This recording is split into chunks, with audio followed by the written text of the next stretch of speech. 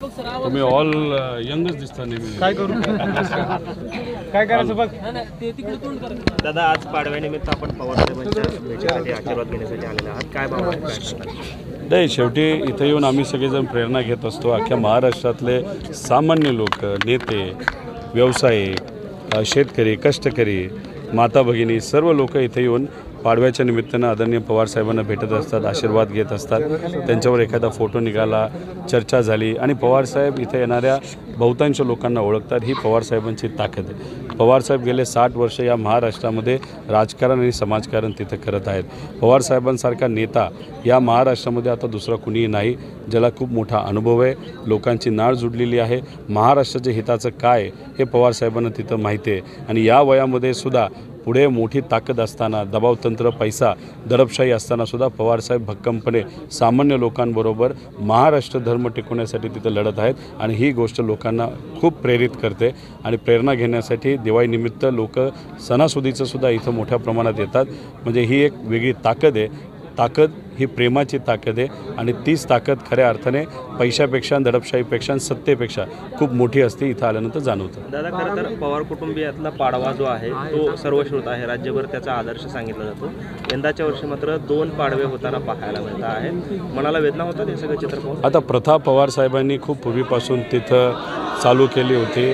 आणि महाराष्ट्रातले लोक पवारसाहेबांना भेटण्यासाठी पाडव्यानिमित्त तिथं फार 50-55 वर्षापासून तिथं येतात. नंतर अजितदादा मग त्याच्यामध्ये सामील झाले. अजितदादा पवारसाहेब तिथं उभा राहायला लागले. नंतर सुप्रियाताई आल्यात, नंतर मी आलो. आणि मग अशा पद्धतीने एक परंपरा तिथं चालू राहत आली. आता पवारसाहेब जिथं उभे राहतात तिथं उभे राहतात. लोक पवारसाहेबांना जिथं भेटायला येतात तिथे येतात. आता दादांनी वेगळा तिथं निर्णय घेतला, त्याला मला काही खूप जास्त बोलता येणार नाही, तो त्यांचा व्यक्तिगत निर्णय. पण इथं आपण जर बघितलं तर आजसुद्धा मोठ्या प्रमाणात लोक इथं येताना बघायला मिळतो आहे. आणि सगळ्यात खासियत गोष्ट आहे की इथं नेते कमी, कारण का सर्व आता इलेक्शनमध्ये गुंतून आहेत, पण सामान्य लोक जास्त आहेत. पलीकडे नगरसेवक जास्त असू शकतील, मोठे मोठे व्यावसायिक तिथं जास्त असू शकतील, पण महत्त्वाचं काय की लोकशाहीमध्ये सामान्य लोकांना जी ताकद आहे ती पैशाला नाही, हे आपल्याला कुठेतरी जाणवतं. 170 ते 180 उमेदवार महाविकास आघाडीचे निवडून येतील या महाराष्ट्रामध्ये, हे आपल्या सगळ्यांना तिथं बघायला मिळेल. एक सुप्त लाट आहे. शांततेमध्ये लोक तिथं योग्य असा निर्णय घेणार आहे. कारण का ज्या पद्धतीने भ्रष्टाचार या महाराष्ट्रामध्ये महायुतीच्या नेत्यांनी केला हे लोकांना माहीत आहे. शेतकरी आज अडचणीत आहे. कालच तुम्ही जर बघितलं सोयाबीनचे रेट हे 2200 रुपयाला तिथं आलेले आहेत. त्याच्याचबरोबर दिवाळीसाठी फराळ बनवण्यासाठी खरेदी करायला जे लोक गेले होते, आणि खास करून आमच्या लाडक्या माता भगिनी जेव्हा तिथं गेल्या होत्या, तेलाचे भाव, बाकी सामग्रीचे भाव बघितल्यानंतर जेवढा पैसा सरकार देतं आहे त्याच्या कितीतरी पटीने जास्त हा सामग्री घ्यायसाठी, नाही तर घरामध्ये दिवाळीच्या काही गोष्टी घेण्यासाठी तिथं खर्च होतो आहे.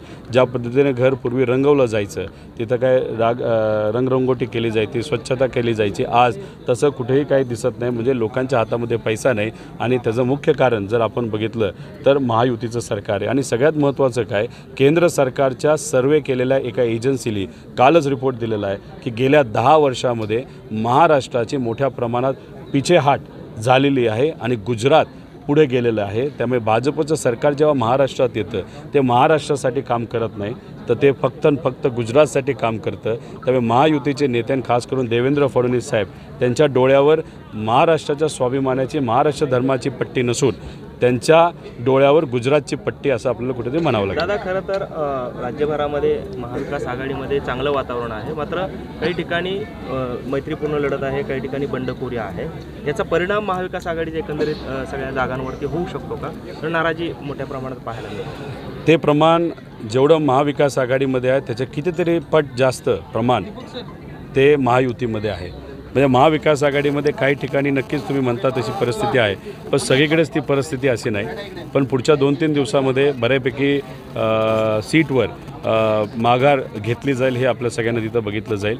आणि महायुतीमध्ये त्या प्रकारची माघार घेतली जाईल का, हा एक मोठा प्रश्न आहे. त्यामुळे त्यांच्यामध्येच कुठेतरी रस्सीखेच महायुतीमध्ये मोठ्या प्रमाणात झालेली आहे. कारण का अजितदादांच्या पक्षाला असं वाटतं की त्यांच्या जागा जर कमी आल्या आणि समजा चुकून भाजप आणि एकनाथ शिंदे साहेबांच्या जागा जास्त आल्या तर मग उद्या जाऊन उपमुख्यमंत्रीपद दादांना तिथं मिळणार नाही. आता एकनाथ शिंदे साहेबांना असं वाटायला लागलं आहे की समजा दादांच्या जागा बऱ्या आल्या आणि समजा BJPच्या जरा जास्तच चांगल्या आल्या, ते दोघं एकत्रित येतील आणि मुख्यमंत्रीपद हे देवेंद्र फडणवीस साहेबांना शिंदे साहेबांना न मिळता देवेंद्र फडणवीस साहेबांना मिळेल. त्यामुळे हे तिन्ही समीकरण इतकं गोंधळ करत आहे आणि तिघांकडे काय आहे तर पैसा आहे. त्यामुळे एकामेकांच्या विरोधात पैसा वापरतात. आमच्याकडे पैसा नाही, आमच्याकडे लोक आहेत. त्यामुळे जो काही मतदार आमच्याबरोबर प्रामाणिक आहे, जो लोकसभेला प्रामाणिक राहिला, मोठा पैसाचा भडीमार होऊन सुद्धा तो अजूनपर्यंत आमच्याबरोबर असल्यामुळे विजय हा महाविकास आघाडीचा होईल असा आमच्या सगळ्यांचा विश्वास आहे. कर्जत जामखेडमध्ये केलं जाते सरकारकडून मोठ्या प्रमाणावर जाहिरातबाजी केली झाली. एक तुम्ही समजून घ्या की लाडक्या बहीण योजनेचं जर प्रमोशन इलेक्शनच्या तोंडावर महायुतीचे नेते करत असतील तर कुठंतरी मला असं वाटतं की गरिबीची थट्टा ते करत आहेत. शेतीच्या बाबतीत महायुती कमी पडलं, नोकऱ्यांच्या बाबतीत महायुती कमी पडलं, न्याय देण्याच्या बाबतीत महायुती कमी पडलं, खर्च वाढवण्याच्या बाबतीत महायुतीने खूप मोठं पराक्रम तिथं या महाराष्ट्रामध्ये देशामध्ये केलेला आहे. त्यामुळे लोकांच्या हातामध्ये पैसा नाही आणि तो पैसा नसल्यामुळे सरकारने ही लाडकी बहीण योजना तिथं आणली. 1500 रुपये महिन्याला ते देतात आणि त्याच्यावरसुद्धा जर हे राजकारण करत असतील म्हणजे गरिबावर हे राजकारण करून सत्तेत लाडक्या खुर्चीसाठी येण्याचा प्रयत्न तिथं करत आहेत. किती काय केलं तरी 6 तारखेला महाविकास आघाडीसुद्धा आमच्या माता भगिनींसाठी एक सुंदर अशी योजना घेऊन येत आहे आणि ती महाविकास आघाडी 100% लागू करेल. त्यामुळे हे जे त्यांना वाटतं आहे की लाडक्या बहीण योजनेमुळे हे फक्त राजकारणामध्ये टिकतील असं नसून आम्ही मान सन्मान महिलांना तेवढाच ठेवून पण त्याच्याबरोबर शेतकरी, कष्टकरी, युवा, विद्यार्थी, त्याच्याचबरोबर बेरोजगार यांना तिथं नाही आमच्या महाविकास आघाडी सरकार देईल. मेडिकल डिव्हाइस हब गुजरातला एक नेला त्याबद्दल थोडं बोललं तर अहो बरंच काही गुजरातला तिथं नेलेलं आहे. एक तुम्ही समजून घ्या की केंद्र सरकारने जो रिपोर्ट आत्ता काढला, महाराष्ट्र गेल्या 10 वर्षामध्ये विकासाच्या बाबतीत खूप मागे गेलेला आहे आणि गुजरात खूप पुढे गेलेला आहे. म्हणजे कुठंतरी आपल्याला असं म्हणावं लागेल छत्रपती शिवाजी महाराजांनी त्या काळामध्ये सुरतमध्ये असणारे जे कुठले श्रीमंत लोक आहेत जे गरिबाला लुटायचे अशा श्रीमंत लोकांना त्यांनी तिथं लुटलं. तो राग गुजरातच्या काही लोक नेते मनामध्ये ठेवून आज महाराष्ट्राला लुटण्याचा प्रयत्न तिथं करत आहेत का हे आपल्याला कुठंतरी समजून घ्यावं लागेल.